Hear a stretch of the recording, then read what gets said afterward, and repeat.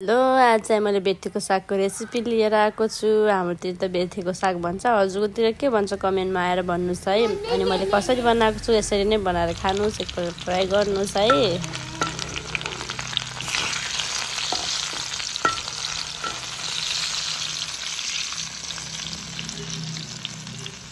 मैले चाहिँ यहाँ थोरै आलु पनि एड गरेको छु यसमा।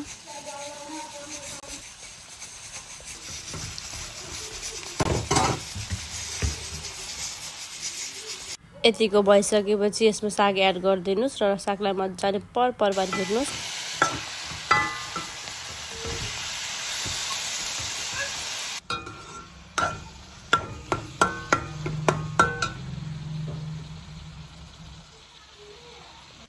यसलाई चाहिँ टमाटर हालेर केही बेर छोपिदिनुहोस् र टमाटर मजाले पाक्न दिनुहोस्।